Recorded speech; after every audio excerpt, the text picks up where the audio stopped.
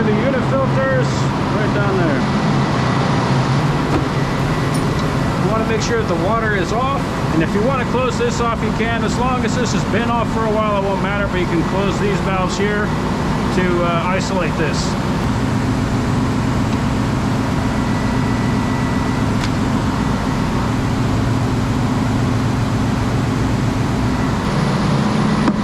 Let's check and see if there's any algae. There is a little bit in here, so I'll clean that out. This is the filter we're using. It's a P5478. So it's 5 micron, 4 7/8 inch high, and 2 3/8 inch in diameter.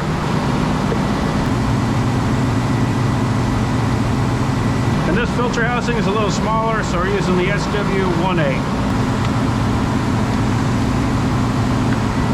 You can see how this is all tore up. So that's from people grabbing this with channel locks to really get a good grip on it to unturn it.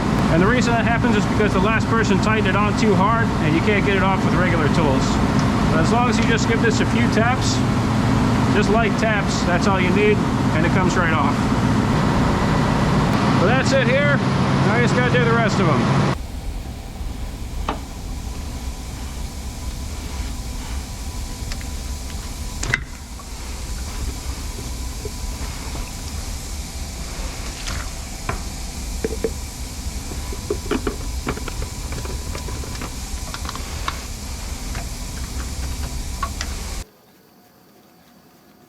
Now we're going to turn on the water. You can see the water pressure starting to rise.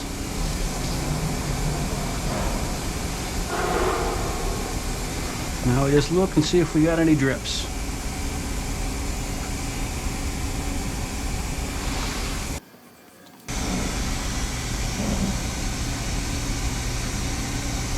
And then that's it. And this is the main house water filter up here. 20 inches long, 4.5 inches in diameter. So we're going to be replacing it with a Hydronics SWC 45 2050. So that's 4.5 inches in diameter, 20 inches long, 50 micron. Now when we do this, we want to make sure that the beck isn't going to call for any water. So we need to turn off the beck on both Charlie press and on Baker press. That way this isn't going to call for water, because if it does, it's going to try to suck water out of the system, which can cause these to implode. Ask me how I know. So after we're sure that the beck systems are off, we come over here and we're going to shut off these valves. So these tubes coming down, they just go to a pump, this pump over here. So that just helps to boost the pressure, so the water comes down here, it gets boosted, and it comes back and it goes through the system. So the first one we're going to shut off is this valve right here. This allows water to exit the system, so that will keep everything over here pressurized. And then we're going to shut off this, so that will isolate this. And then we'll shut off the main supply from the city, so that we can take this housing off and we'll be completely isolated. And I got these two labeled just so I never forget. These are the two I need to shut off for the filter change. So I'm going to shut this one off first. And then I'm going to shut this one off. Okay. And there are 3 valves for the main, so you could isolate this, and then you could flow from here or flow from here. I always do this one. That is the big valve. Okay, so now we're isolated. Now I want to depressurize this, so I'm going to do that by opening up this valve here, which is going to let water flow out of the system and into the drain. So when I take this housing off, I don't want to apply force toward me, because that could cause this to bend up. I want to apply all the force that way.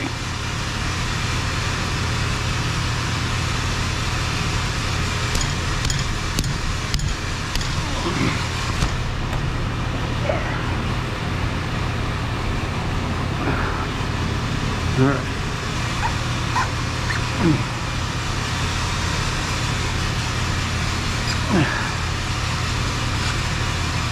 Okay.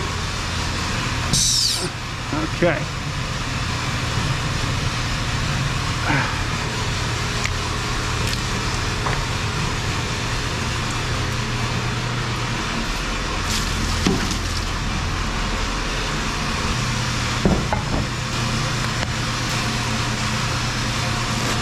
If we need to, we can rinse this out, but it's not necessary today. And I want to check, because this has a tendency to not make a great seal, the size of the O-ring we need. So it's about 140 millimeters, 142 inner diameter, maybe 5.15 in width. So this is an O-ring I got for the Beck system. It's 140 millimeters inner diameter and about a 5 millimeters width. So I'm just going to soak this in oil a little bit, just kind of get it wet so that when I put this on, it's not going to tear. It should be close. Let's see if we can get a good seal with that. You never get a perfect seal with this valve. There's always going to be some drips. Just prepare to get wet.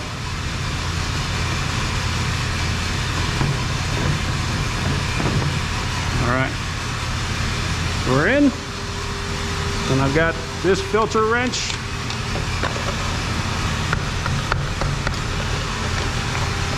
I'm just gonna give it some light taps. And that should be it. And close this valve. Slowly open the main house supply.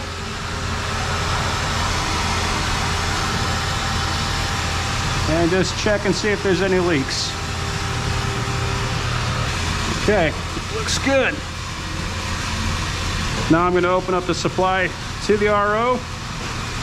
You always want to just crack it. Let it fill up slowly.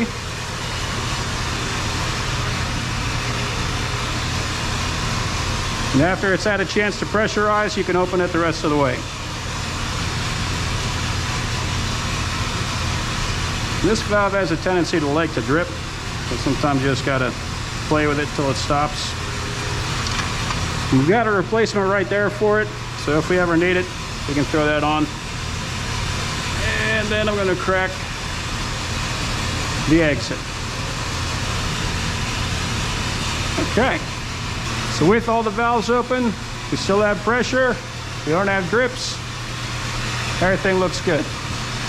So the main house filter is 50 microns, so that's going to catch all the big particles. That goes to the Beck, which is a 20 micron, so that catches smaller particles. And then the unit filters are all 5 micron. So you can see it gets gradually smaller particles until it gets out the spray bar. But those are the 3 filters that have to be replaced approximately every 3 months.